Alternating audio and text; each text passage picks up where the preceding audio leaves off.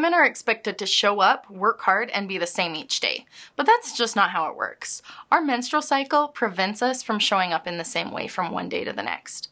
The Essence app is a passion project of mine. It began as an effort to create something that allowed me to manage my time better. But after a week, I realized that the reason it was difficult for me to plan it in traditional ways wasn't because of insufficient resources. The reason I didn't stick with some planning system was because my energy and motivation changed from one week to the next. I began to wonder if this was a common experience and if it related to menstrual hormonal changes. I interviewed a few women about what planning was like for them and found out that they needed flexibility, a place to write necessary tasks, and a place to write future events. These interviews gave me an understanding of how women plan, but I also needed to understand the menstrual cycle. To do this, I needed to track various information over time. That's why I chose to conduct a 5-week diary study. Women answered questions every other day, and I was able to see patterns emerge regarding changes in productivity, motivation, energy, and self-perception throughout the course of their cycles. At the same time, I looked to Claire Baker, an expert about menstruation and the impact it has on all aspects of life. I looked at her solutions and advice.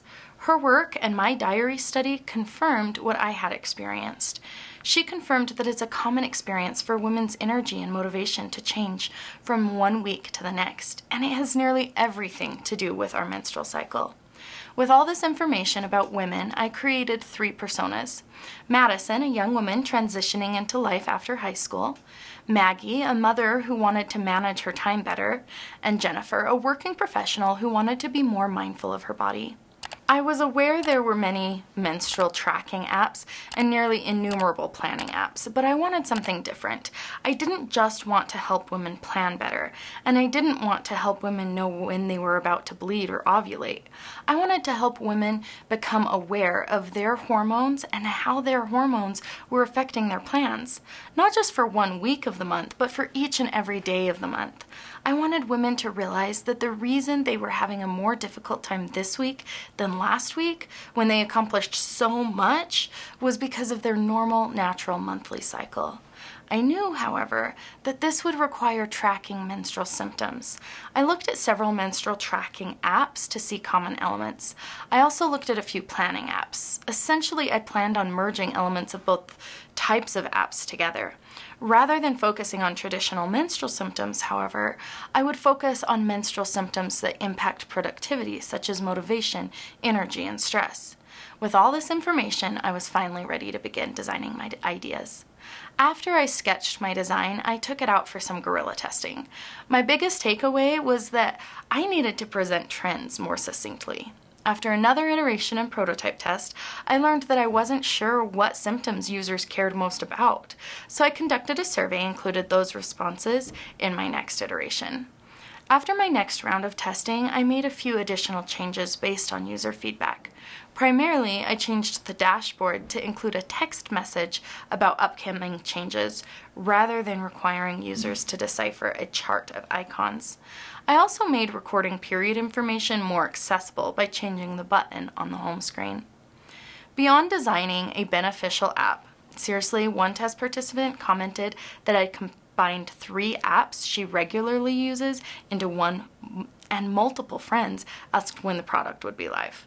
But beyond that, I learned some valuable lessons that can be applied to any project. First, keep things simple.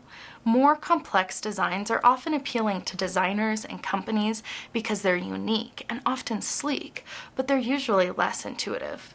Second, user testing is critical. I learned so much from my users because I talked to them before the design was complete. I wasn't just guessing at what to change or improve. I knew what to change, not because something looked bad, but because something worked way less efficiently than I'd anticipated. I was able to fix and simplify things before spending the time, money, and energy on a design that ultimately confused users. Third, iterate. And now this is closely tied to user testing, but it needs to be said. If we test but don't change our design, then the test is useless. We have to iterate and change our design based on what we learn from our users. I hope this project helps you understand my creative process. If you're interested in working with me, you can email me directly. You can also look at the changes between the first sketches and the last iteration of my design by clicking through the prototypes below.